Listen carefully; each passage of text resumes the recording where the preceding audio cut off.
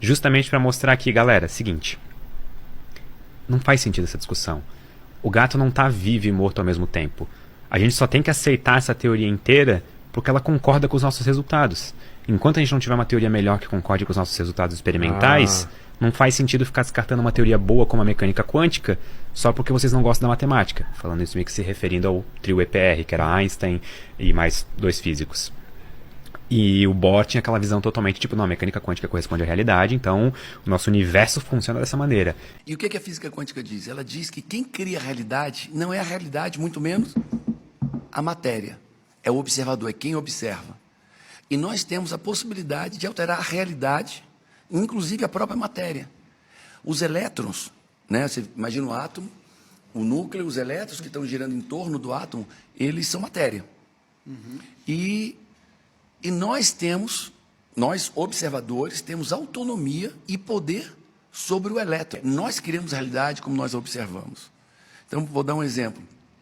Tem um experimento da fenda dupla, muito conhecido, foi feito a primeira vez, foi na década de 40, e vem sendo repetido.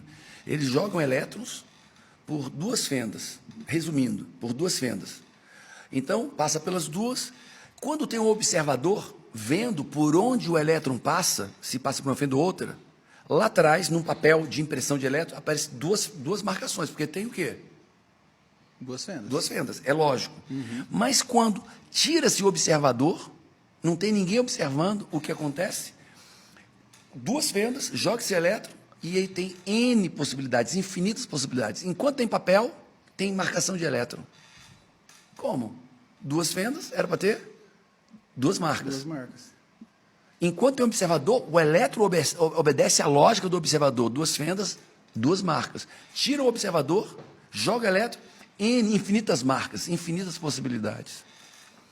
E aí, os cientistas hoje não questionam isso. Eles sabem que o elétron obedece o seu observador. A matéria obedece quem observa.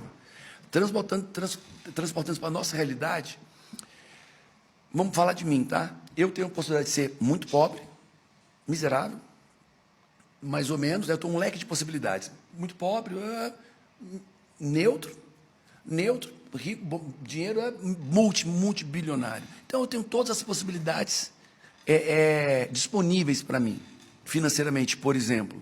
Eu poderia falar saúde, eu poderia falar casamento, financeiramente. Qual das possibilidades eu vou viver? O mais pobre dos pobres, um neutro, ou o mais rico dos ricos? Qual? Eu vou ver a maneira pela qual eu me observo. A maneira que eu me enxergo aqui dentro, porque assim como tu pensas, me ajuda aí. A Bíblia diz, assim como tu pensas, tu és. É o que a Bíblia diz. Então, assim como você pensa, assim o mundo te acontece. Assim você é. Então, a maneira pela qual você se enxerga aqui dentro, assim, pela maneira que você pensa, esse pensamento se manifesta em realidade. Então, a gente tem grandes pirâmides na Amazônia, que não foram acessadas ainda. Na verdade, muita gente já sabe, só que não abre isso, não é aberto ao público. E elas estão conectadas com esse conhecimento totalmente maia? Totalmente conectada. As profecias é tudo isso, né? Quando a gente fala em profecia, a gente está falando da nova terra. Então, os maias já deixaram pra gente tudo escrito. Ó, é assim a nova terra. Só segue esse negócio aí, ó, e vambora. Imagina o mar vermelho abrindo e um povo passando. É isso. Mas qual povo que estava lá em Ratanabá? Então, para você acessar tudo isso, porque assim, a gente chegou até uma parte do portal, a gente não consegue passar ainda. A gente não conseguiu passar. Porque Mas você fala a gente, o quem? Exatamente. Toda a galera nossa que anda, e a gente anda fazendo as nossas meditações, que assim, essas coisas a gente não fala assim, a gente quer ir. Essas coisas, elas acontecem sim. porque se torna canal. Então, mas assim, para você estar ali, tem um porquê. Né? Então, não sei se vocês sabem que existe a América nossa, a América do Norte e a América do Sul. Ela é a descida da pomba. Vocês já ouviram falar sobre a descida da pomba? Do Espírito Santo.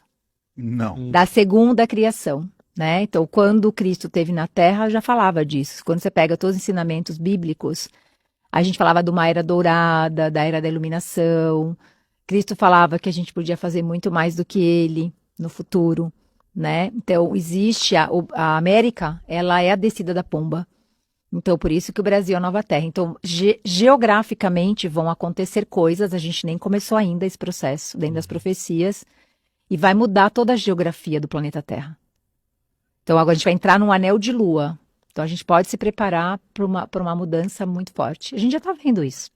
E você falou que se a gente não souber operar tudo isso aqui até 2029? 29 é praticamente nosso limite. Mas são só 144 mil que precisam Exatamente. estar dentro dessa história. Dentro dessa história. Acho que dá para chegar até aqui no podcast. Aqui já estamos com 2 mil só agora. Então. Já estamos quase com 1,5%. Não, mas vai melhorando conforme está gravado e mais pessoas. Porque na verdade isso aqui é um chamado do coração. Tem pessoas que falam assim, eu quero estar nisso. Não sei nem por onde começar. Maravilha, foi assim que começou. Né? Porque assim, quem tiver pronto emocionalmente e de forma madura, se conectado com a sua espiritualidade. E o que é a espiritualidade? Não é nada muito difícil de fazer. É exatamente isso. Você lava a sua louça? Sim. Você recicla seu lixo? Tá entendendo que a espiritualidade é uma mudança de consciência? Não é aquilo que inventaram para nós. A gente não tem que estar pagando horrores para se conectar com essa sabedoria. Porque, na verdade, a gente está vivendo exatamente um ano de falso guru. Os falsos gurus estão todos aí caindo por terra. A gente tem vários na história que caíram. Uai, seu app de vídeos curtos. A teoria quântica, o melhor nome seria uma teoria quântica da matéria.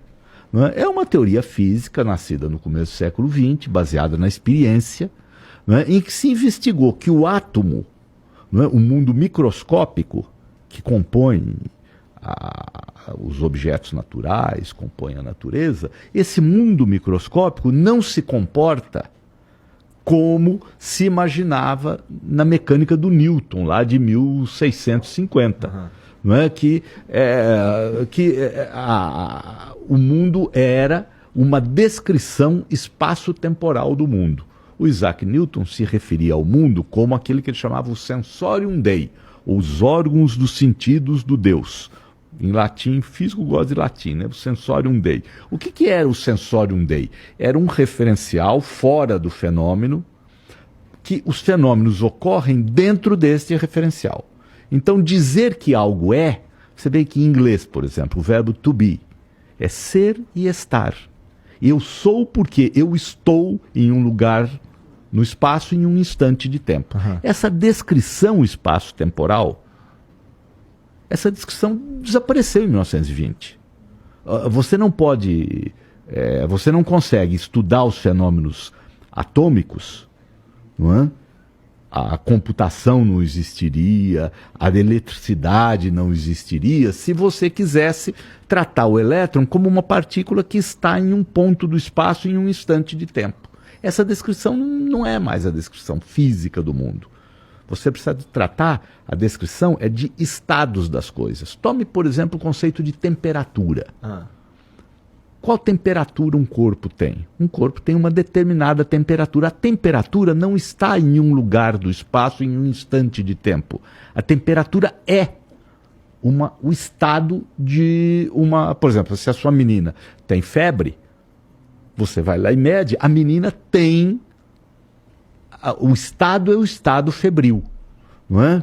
Esta variável temperatura, ela não se refere a uma posição no espaço em um instante de tempo. Então, esta é a física do século XX. A ciência do século XX trouxe isso. A mecânica quântica é a teoria física. Comecei estudando com Hélio Couto sobre física quântica. A princípio, acho que o primeiro caminho, né, que a gente começa a tomar para tentar entender sobre esse lance de paranormalidade e o que a gente é além desse corpo físico, né, os outros corpos. Eu fui para o Hélio Couto e então comecei a descobrir que não era isso aqui, que a gente não é só isso. E aí eu falei, não, eu preciso agora descobrir meus outros corpos. Preciso senti-los, preciso conversar com eles, preciso vê-los. E aí comecei uma jornada sem fim. E eu acho que a física quântica está muito atrelada à espiritualidade. O que eu sei que, tipo, a galera da física quântica não gosta muito, porque eles acham que não tem nada a ver. Mas assim, eu não...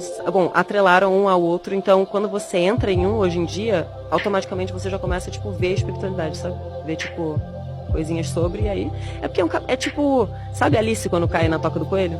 É tipo isso. Você Você vai seguindo um negócio e quando você vê, você já tá lá, tipo, há horas, questionando coisas absurdas. Você indica, então, esse documentário pra quem quer começar a Quem somos nós? entrar nesse... Com certeza. Tem um outro universo. também que se chama I Am, que é muito bom. E Heal também é muito bom. Que conta, tipo, como pessoas que tiveram traumas e machucados, ou câncer, ou um cara que... Acho que a primeira história é um cara que estava andando de bicicleta e um ônibus bateu nele e ele quebrou a coluna toda e ia ser paraplégico pro resto da vida.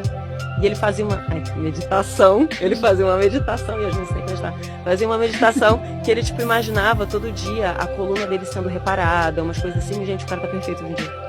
Ah, é uma história real. Não, é real. Então esses 3 são documentários. Quem Somos Nós, I Am e Heal. Esses 3 são. E esse Heal fala de como o corpo humano e a mente têm a capacidade de se curar sozinho. A nossa cabeça é... É tudo, gente. Tudo. Tipo, a sua cabeça também te adoece. Exato. Tipo, estresse, ansiedade demais, pensamento negativo. Tem uma mulher que se chama Lois Hay, vocês já ouviram falar dela? Não. Ela morreu, mas ela fala muito sobre afirmação e como palavras, tipo, mudam a sua vida. E ela tem vários livros sobre afirmações positivas. E também conta várias histórias nesse livro sobre pessoas que se curaram de várias doenças com afirmações. E assim também como você pode se adoecer, né? Uhum. Muito. Sim. Você tem algum ritualzinho, assim, de afirmações? Você pratica isso? Eu falo sozinha, né?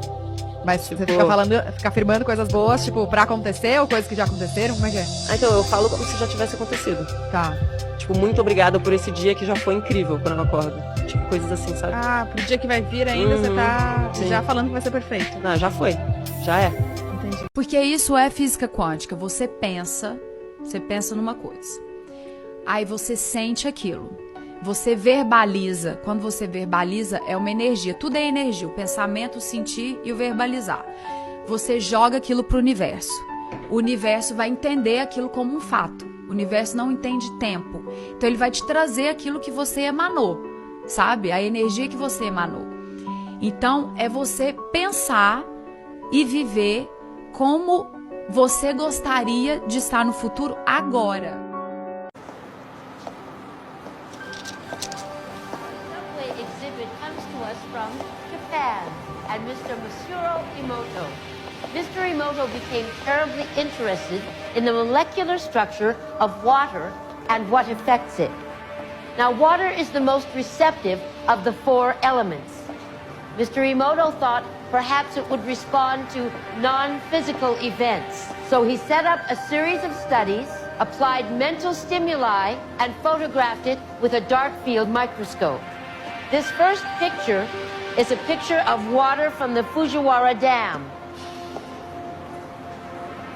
And this picture is the same water after receiving a blessing from a Zen Buddhist monk.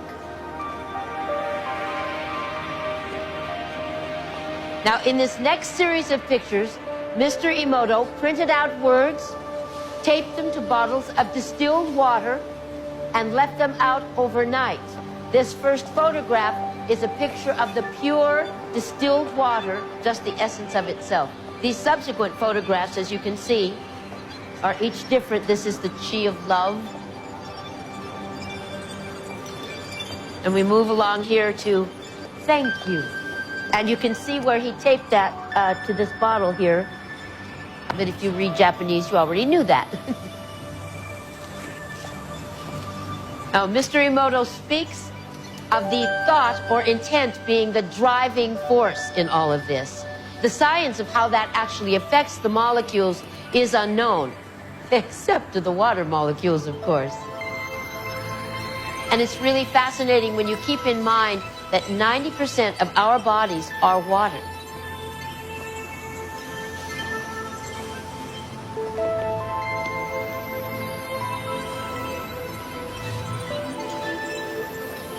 Makes you wonder, doesn't it? If thoughts can do that to water, imagine what our thoughts can do to us.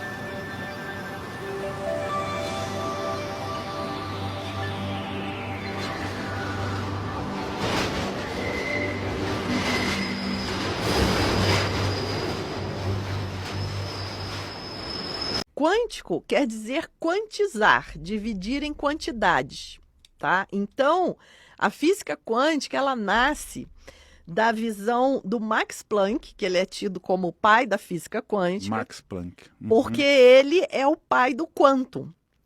Por que que o quantum surgiu? Porque o método científico, ele funciona assim. Nós queremos explicar um determinado fenômeno. Por exemplo, quando eu pego essa caneta e solto, ela cai. Então vamos supor que a gente nunca tivesse observado isso. Nós somos cientistas e descobrimos que quando a gente solta um objeto, ele cai.